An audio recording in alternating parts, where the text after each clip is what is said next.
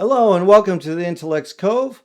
I'm Colin Fairley. I'm a pragmatist philosopher and political theorist. And in this video, I'm going to address the final topics from Chapter 9 of my book, Aging and the Ethics of Longevity Science. Chapter 9 is entitled The Good Life as a Constraint on Longevity Science. And in the third and final video, I'm going to apply the insights of the past two videos where I looked at the idea that longevity science should not be construed as consuming the ideals of wisdom inquiry science more generally. That is, it shouldn't be treated as a sacred value, whether it's survival or health span. And Irving Zola's concern that medicine was becoming an institution of social control as it expanded its concerns from mitigating infectious disease mortality to the chronic conditions of later life. So Zola's concerns, in the last video, I said that it's a mixed bag of success and failure, that actually the steamship of modern public health, as it's increased human life expectancy, in the 20th century, the United States added about 30 years to life expectancy.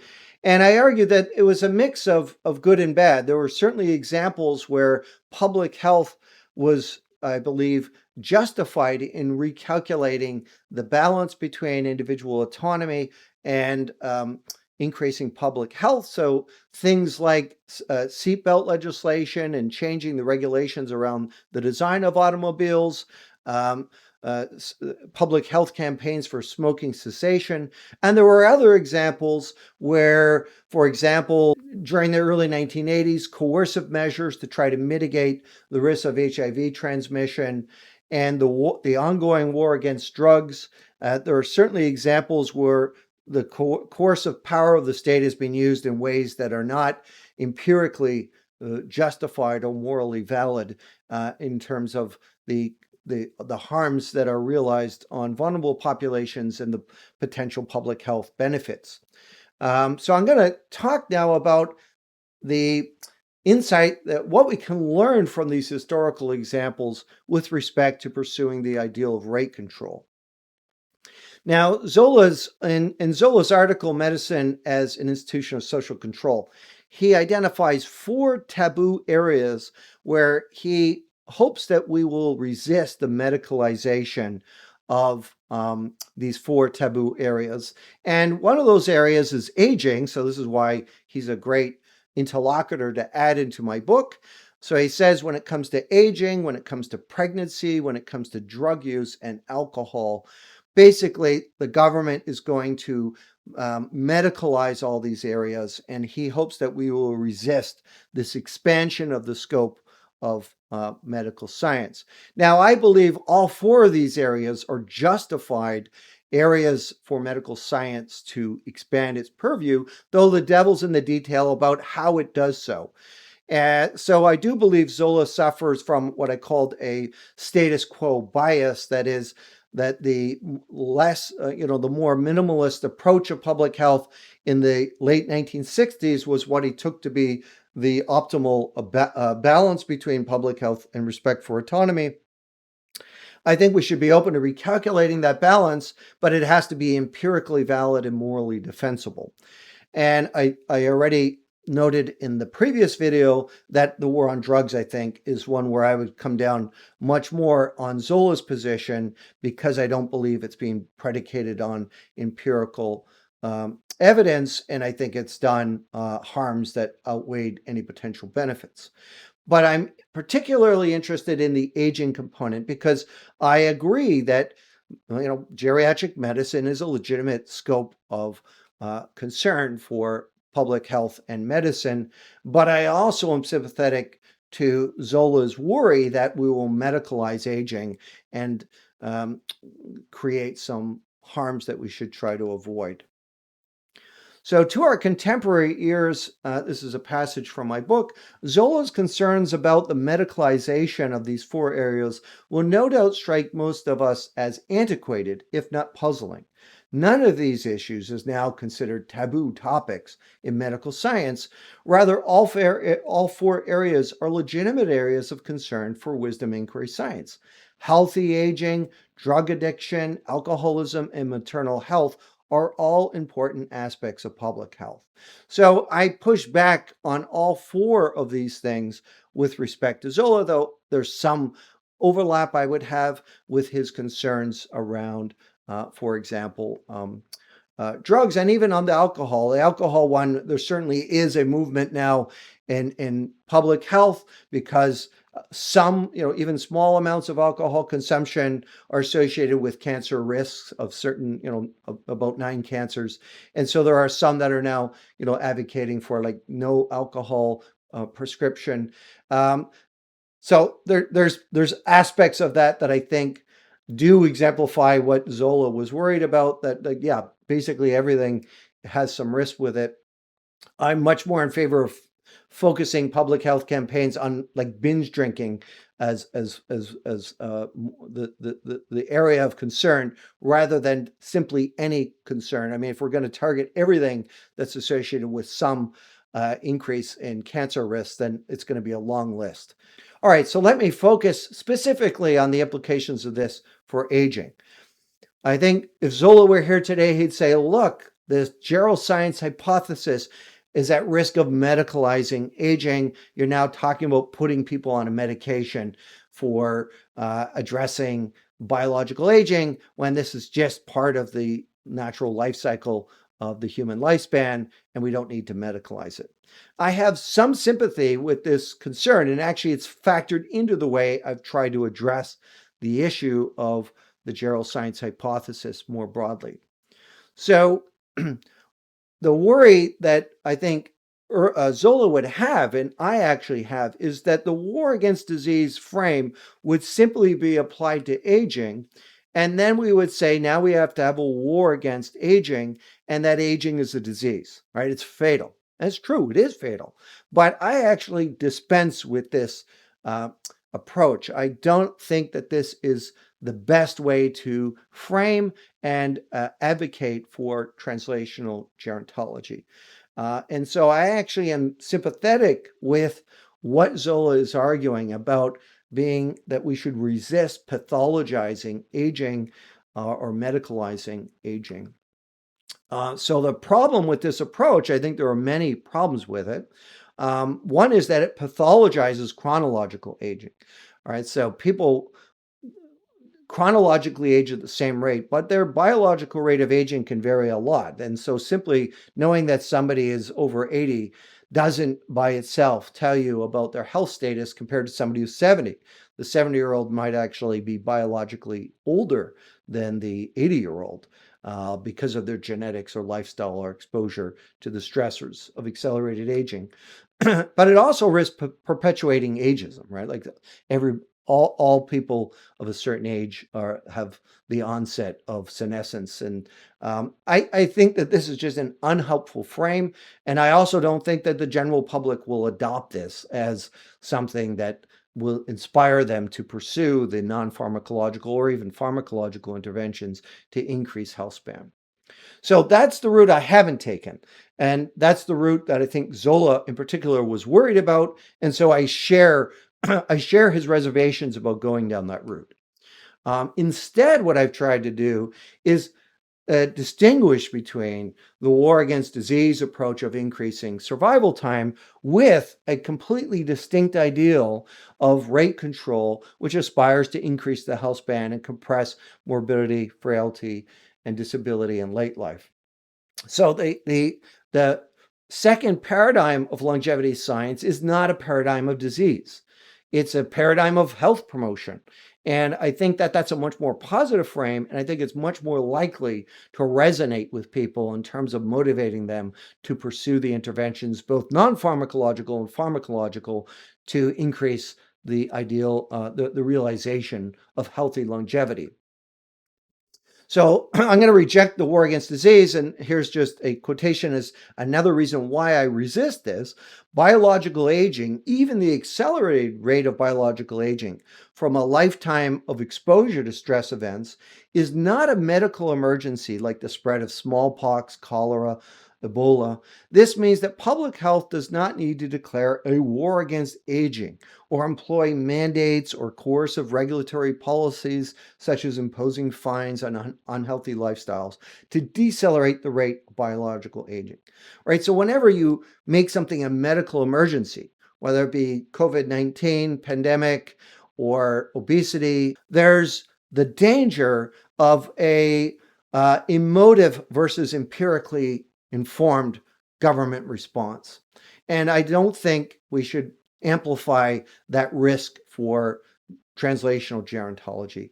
It's a serious public health issue, but it doesn't need to be framed in the medical emergency mindset that the war against disease. The war against disease has already have a whole bunch of examples of how we've skewed the balance between public health and autonomy by amplifying this emotive emergency mindset.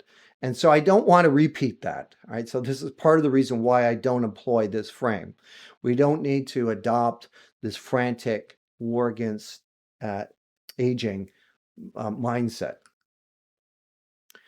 Instead, I think the most effective strategies will consist of nudges, that is, encouraging people to live more healthy lifestyles, along with a continued effort to equitably distribute the social determinants of health, as well as the design of healthier environments and safe and effective gerotherapeutics that improve our biological resilience to disease, frailty, and disability across the lifespan, right? So I'm advocating for a pluralistic approach that does not repeat the mistakes of the war against disease. Let's pursue nudges that are not coercive. This is encouraging people to change their behaviors, get more exercise, eat a more balanced diet, get socially connected with people. Let's focus on designing healthier environments, cities designed to facilitate healthy aging.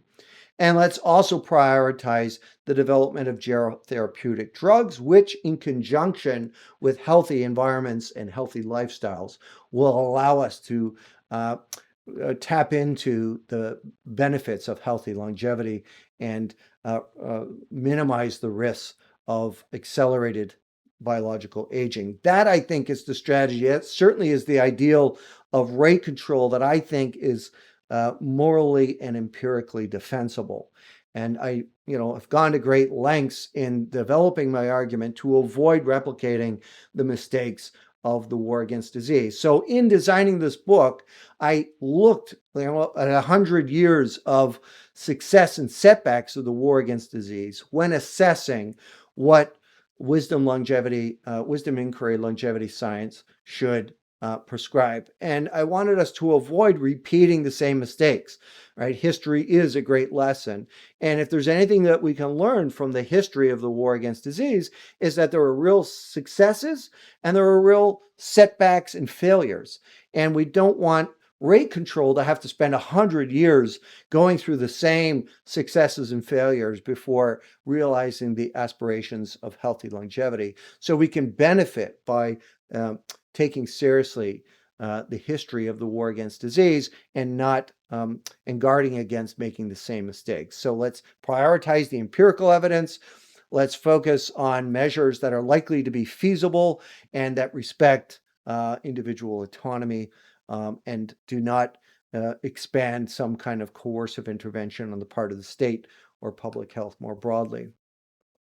Now, paradoxically, I believe that the biggest risk is not, that because biological aging is not a medical emergency, its greatest public health threat comes from the opposite direction, right? Namely, collective apathy towards rate control and ignorance about the dismissal of the biology of aging.